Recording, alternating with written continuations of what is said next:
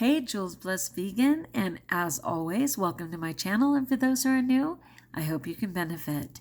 Happy Holy Thursday, my friends. You know, I'm a Jesus fan.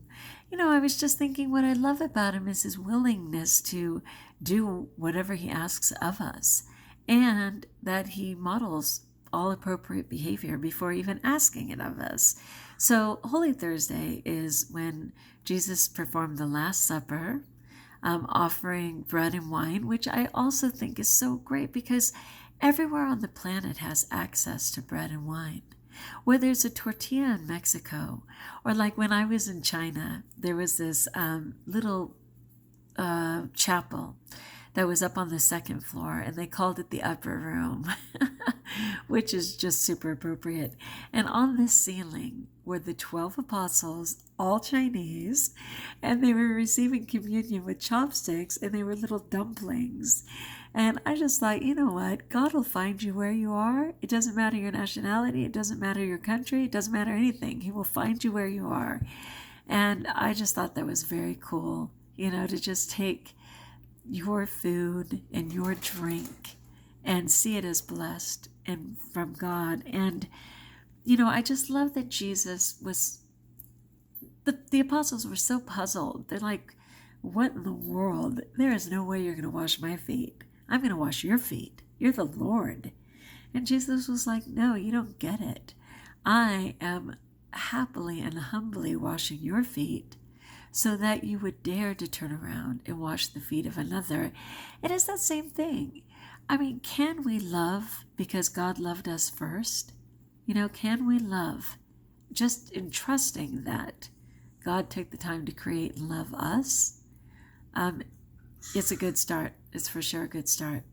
So anyway, what I wanted to talk about, in addition to all that greatness, because it is Holy Week, and I would be remiss if I didn't take a moment to talk about the miracles. This is a really good one. It's called 8 Things to Remember When Going Through Tough Times. 8 things to remember, because I think I don't want to define what's a tough time for anybody, and you certainly never need to compare your struggles with other people's struggles, because we all have different tolerance levels, right? And so certainly my little friend dying and me going to the funeral obviously was not my tough time. That was her tough time. I mean, she exited the planet, right? And all the people left behind are struggling. My aunt being in the hospital, again, that's her tough time. Am I affected by these things? I am. Still waiting on a job, and trusting that God's doing the work for me. I literally spent this week at my school.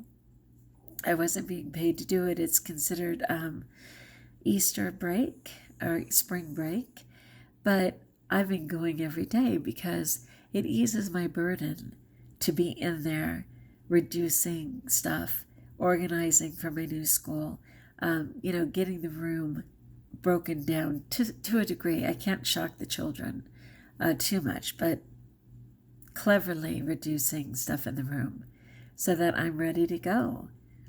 So I've literally spent my Holy Week in prayer at my school, which is why I'm wearing green every day, because this is my Vista Verde Viper shirt. Because you guys might be going, so am I confused, or did she have that on the last 3 days? Yes, I did, but I have several of these shirts. All right, so these are 8 things to remember when going through tough times. And of course, I will post it, probably as the icon for this video. So number 1, everything can and will change. And that's a video that I made a while back that said, nothing lasts forever. The wording was different, but you get the gist. So everything can and will change. Will it change for the better? Maybe. Will it be a different kind of difficult? Or in the case of death, a new normal? Maybe. Number 2, you've overcome challenges before. I mean, you're still on the planet. You've obviously successfully made it through other challenges. Bank on that and build on it. Number 3, it's a learning experience. Absolutely. you might be learning why you don't want to experience that twice. You might be learning why it's even necessary for you to consider that change. Number 4, not getting what you want can be a blessing. I remember, what was that Jim Carrey movie? I'm trying to think. Oh, darn. Where he played God and Morgan Freeman was actually God. Oh, geez, I could so see it in my head, but I can't say it. Anyway, you guys probably know it, right? But anyway, what happened was he was so tired, he decided to just type in yes for everybody. And it didn't turn out to be a blessing. For many people, yes was not the right answer. And so sometimes it is a blessing to not get what you want. God is merciful, and he's on the case. So what we think we want is like a child, right? They're sure they need more candy. And the parent just knows that candy is not only going to hype them out, but it's going to make them sick to their stomach. And so the parent says no. They're sure that they need that knife to cut the bread. And the parent's like, yeah, that's a no too. So sometimes yes is not a blessing. That is going to come to me. I am going to know what that movie is by the end of this post. Bruce Almighty. Thank you, Father. Bruce Almighty. Okay, number 5. Allow yourself to have some fun. I know whenever somebody dies, it seems like everybody around, if they even giggle for a moment, they feel guilty. Because why should they still be laughing when that person's dead? You know what? It's okay.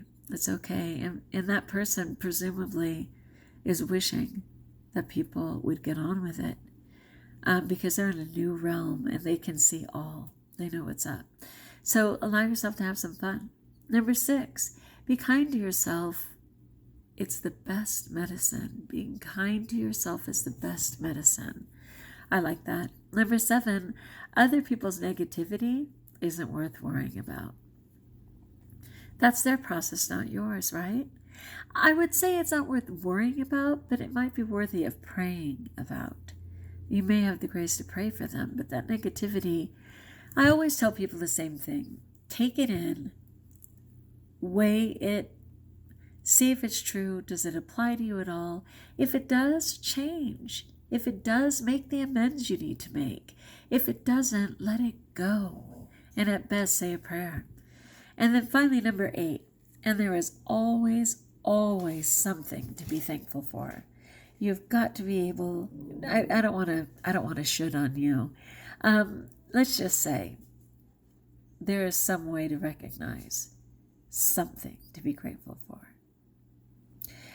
It never really comforts me when people say, well, things can always be worse. Yeah, that doesn't work for me because things seem worse already. Like when someone dies and people say, well, they're in a better place. Well, really? Because I liked them in this place. This was like a pretty good place for them to be, where we were loving them. But those are just like some of the cliches people say, right? But there's something to be thankful for. All right. I'll go really quickly one more time. 8 things to remember when you're going through tough times. Number 1, everything can and will change. Number 2, you've overcome challenges before. Number 3, it's a learning experience. Number 4, not getting what you want can be a blessing. Number 5, allow yourself to have some fun. Number 6, being kind to yourself is the best medicine. Number 7, other people's negativity isn't worth worrying about. And number 8, and there is always, always, always something to be thankful for. Right now, I'm thankful for you guys. So, thanks for checking in. Like if you like, join us if you haven't. Leave comments below. What do you think? Which number appeals to you? And until we talk again, my friends, know that I pray for you as a community. I pray for you individually when you ask for that intention. And until we talk again, be blessed.